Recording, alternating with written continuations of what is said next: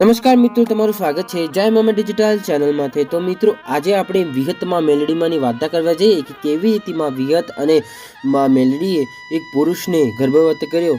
અને મિત્રો, આપણે વિડીયોમાં તે બનાવી રહેજો, વિડીયોને જરી પણ સ્ક્રિપ્ટ ના કરતા। ઘણા વર્ષો પહેલાની આ વાત છે। આ અદ્ભુત ઇતિહાસ કડી તાલુકામાં આવેલા દેવસુણા ગામનો છે। ત્યાં સાક્ષાત બિરાજમાન વિહત મેલડી પર અતૂટ શ્રદ્ધા હતી લોકોને। અને એ વખતે જીવણબાર રબારીને માં મેલડી ધૂણવા આવતી ત્યારે કડીના બાજુમાં આવેલા ગામ મોતી તલસાણિયા રહેતો હતો। કામરૂદેશનું જ્ઞાન હોવાથી આ બહુ અભિમાની થઈ ગયો હતો અને ગામે ગામે જઈ જાદુના ખેલ કરતા। મોતીભાઈ તલસાણિયા દેવસણા ગામમાં પોતાની મંડળી લઈને ભવાઈ રમવા આવે છે। પછી મોતીભાઈ ગામના વચ્ચે જ ભવાઈ શરૂ કરે, પણ કોઈ જોવા નથી આવ્યું। તો બાજુથી નીકળતા ભાઈને પૂછવા લાગ્યો કે ગામમાં કોઈ નથી, આજ પણ મારો ભવાઈ જોવા કોઈ નહીં આવ્યું।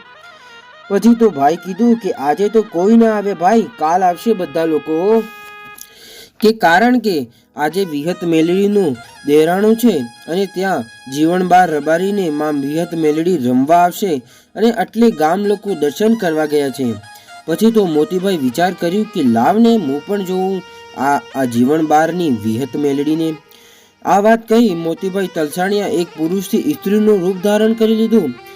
માથે બરતી સગડી મેલી નાખી અને માતાજીના મઢે આવ્યા।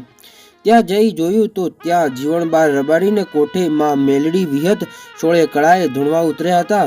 અને પછી તો જીવણ રબારી બોલ્યો કે સગડી નીચે મૂકો બેન, માતાજી તમને ઘણું આપશે। માતાજી સમજી ગયા હતા કે આ કોણ છે। પછી તો મોતીભાઈ તલસાણિયા સ્ત્રીના રૂપમાં બોલ્યા, માડી, મારી શેર માટીની ખોટ છે કે માડી મને એક દીકરો આપ, મારું આટલું કામ કર। ત્યાં તો માં વિહત મેલડી વરદાન આપ્યું કે જા દીકરી, તને હું દીકરો આપીશ। પછી તો હસતા હસતા મોતીભાઈ તલસાણિયા પોતાના મૂળ સ્વરૂપમાં આવ્યા અને કહેવા લાગ્યા કે હે માં, મારો દીકરો ક્યાંથી આવશે, હું તો પુરુષ છું। પછી તો સભામાં હવ કોઈ સોચમાં પડી ગયા। પછી જીવણ રબારીમાં વિહત મેલડી બોલી કે મોતિયા, કે તું મારા જીવણિયાને જૂઠો પાડવા કરે છે। તારે 9 નહીં પણ 18 મહિનામાં એક નહીં બે દીકરા આપું તો હું જીવણ રબારીની મેલડી કહેવું બાપ, વિહત મેલડી કહેવું। ત્યારે ગામના લોકો કહેવા લાગ્યા કે જીવણભાઈ જરા ખુશી સમજીને કહેજો, આવા કળજુગમાં એવું કેવી રીતે થાય। પછી માતાજી કીધું કે આ આખા જગતમાં કોણે ના કીધું હોય એવું હું દેવસુણા ગામની વિહત મેલડી કરી જાઉં। પછી તો દિવસ વીતવા લાગ્યા, મહિના વીતવા લાગ્યા અને પછી માતાજીની વેણ પાકવા લાગ્યું અને મોતી તલસાણિયાનું પેટ ફૂલવા લાગ્યું। મોતીભાઈ ઘણી દવા કરાવી, પોતે કાળી વિદ્યા કામરૂદેશનો જ્ઞાન હતો, પણ કંઈ કામ ના આવ્યો, આ પણ વિફલ ગયો। અને બીજી બાજુ બીજા ભુવા બાબાઓને દેખાડ્યું, પણ કોઈ મતલબ ન રહ્યો। આમ થતાં મોતીભાઈ તલસાણિયાનો ઈલાજ ક્યાંય ના કર્યો અને એનું દર્દ વધતું હતું, માટે દવાખાને જવા નીકળ્યા। પછી તો વાટના વચ્ચે એક ડોશી બેઠી હતી, તે પૂછવા લાગી કે ભાઈ ક્યાં જાઉં છું। ત્યાં મોતીભાઈ કીધું કે ડોશીમાં, હું દવાખાને જાઉં છું। ત્યારે ડોશીમાં બોલ્યા કે મોતિયા, તારે આ દુઃખ આખા જગતમાં કોઈ ન મટાવીએ કેવો, એક માત્ર એવી જગત છે જ્યાં તારું દુઃખ મટશે। કહીએ માં હું બધી જગ્યા ફરી વળ્યો, પણ તું દેવસુણા ગામની જીવણબારની રબારીની વિહત મેલડી પાસે ના ગયો। પછી તો મોતીભાઈને ખબર પડી કે મારે તો ભૂલ કરી હતી, મેં અભિમાનમાં આવીને વિહત મેલડીનું અપમાન કર્યો હતો। ત્યાં દિવસેની આ વાત છે। પછી તો મોતીભાઈ દેવસુણા ગામના વચ્ચે ગયા અને માતાજીને ખબર પડી ગઈ કે મોતિયો આવ્યો છે। મોતીભાઈ તલસાણિયા આવ્યા અને માતાજીના ના પાડ્યું કે આ મોતિયાને મારા મઢમાં ના આવવા દે તો હો જીવણિયા। પછી તો એટલે જીવણબાર ગામના કોઠે ગયો અને આખું ગામ ભેગું થઈ ગયું। ગામના વચ્ચેમાં વિહત મેલડી સોળે કળાએ ધૂણવા ઉતરી અને પૂછ્યું, કેમ, તને શું થઈ ગયું? કે મોતીભાઈ તલસાણે કીધું કે માડી, મારી કામરૂદેશની વિદ્યા નિષ્ફળ ગઈ હો માં, અને તમે જીતી ગયા અને મારો અભિમાન ઉતરી ગયો। પછી તો ગામના વચ્ચેમાં વિહત મેલડી ચારો બાજુએ પડદો નાખ્યો અને મોતિયાની કૂખમાંથી 2 દીકરા કાઢ્યા। આખા ગામના ડોળા બાંધને નીકળી જાય એવો આ દ્રશ્ય હતો। પછી થોડી વાર ફૂટે મોતિયાને હોશ આવ્યો અને કીધું કે માં, મારે આ બે દીકરાને શું કરવું?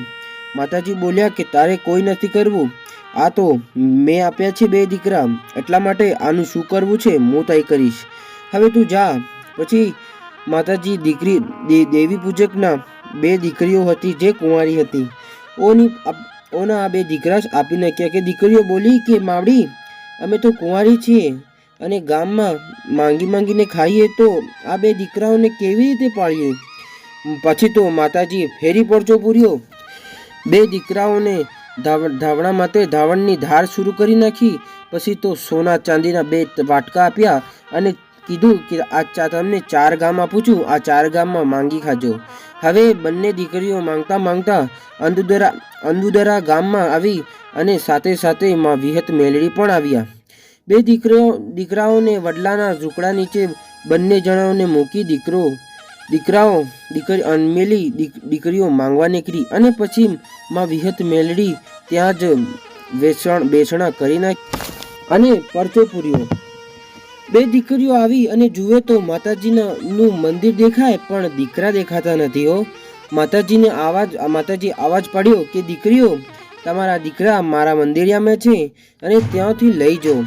દીકરાને લઈને અને ત્યાં આજ પણ માતાજીની અમર બેસણા છે.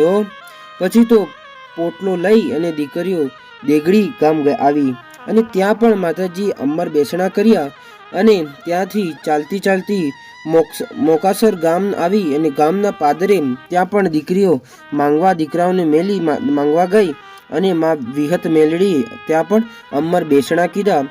તો મિત્રો, આ હતો માં વિહત મેલડીનો ઇતિહાસ. મિત્રો, વિહત મેલડીના આપેલા દીકરાઓનું શું થયું આ જાણવા માટે આપણા ચેનલને સબસ્ક્રાઇબ કરજો. આપણું ચેનલ જય મોમાઈ ડિજિટલને સબસ્ક્રાઇબ કરી બેલ નોટિફિકેશન ઓન કરી દેજો, જેને આપણો વિડીયો સૌથી પહેલે તમારામાંથી આવે. અને વિડીયો સારો લાગ્યો હોય તે વિડીયોને લાઇક કરી નાખજો. અને જય મોમાઈ અને જય માં વિહતમાં મેલડી અને જય હો માં કાલીમાં.